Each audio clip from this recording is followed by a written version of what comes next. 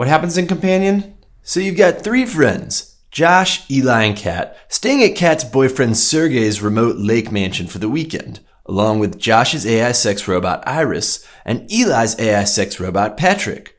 Over dinner, Patrick and Iris recount how they fell in love with their humans. Then, Kat tells Iris that Sergey is married and she's more of a side chick. Hold on.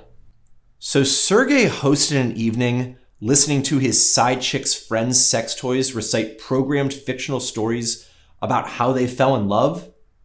Kat must be amazing in bed. You'd have to think so. Also, I guess Sergey had displayed some fascination with AI sex toys because he jumps at the chance to force himself on Iris after Kat gives him permission to do so, which must have been a very interesting conversation. However, Iris stops him with a knife to the neck.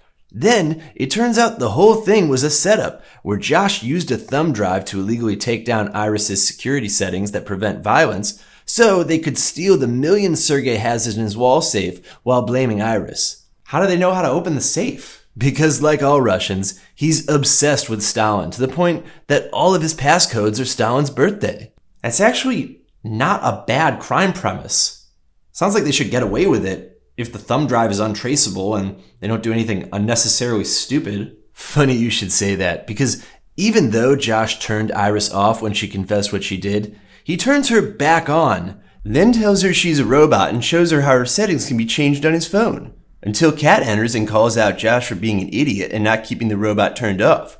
Josh pulls Kat aside to criticize her for possibly upsetting Iris, even though he just told her she's his robot sex slave and not a real person. During which, Iris gets free and escapes with Josh's phone that she now knows how to use to her advantage. So Josh is a complete idiot who just firebombed his own plan for the sake of exposition? That's Josh.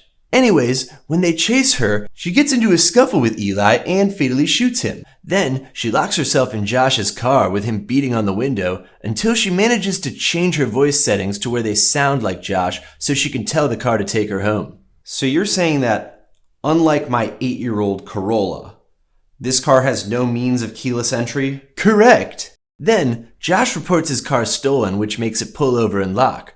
He resets Patrick to obey him, removes Patrick's danger settings, increases his aggression, and gets him to power down and retrieve Iris, but in doing so, he unalives and retrieves a cop in the process.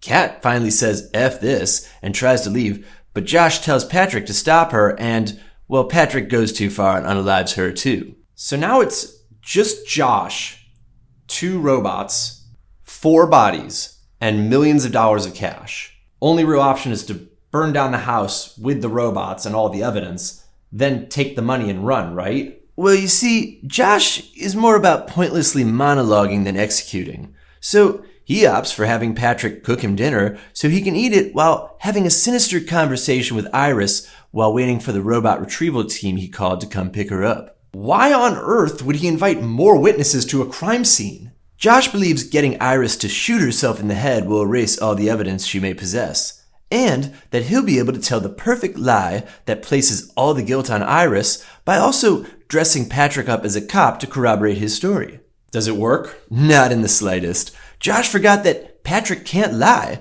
and for some reason didn't turn that setting off beforehand. And even if it did work, he'd be incriminated if the techs were contacted about talking to a cop who'd be reported missing in the near future. Yeah, it's a very short-sighted plan on Josh's end. So, the more experienced tech knows he hacked the danger setting. Then, he informs Josh that he didn't even destroy Iris's hard drive, which contains recordings of everything that happened.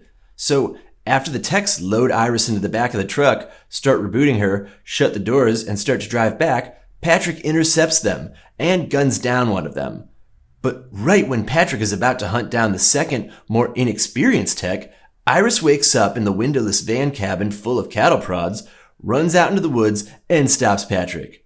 Wait, are you saying that after being shot in the head at close range, that Iris is still fully operational and just need to be rebooted? That's right.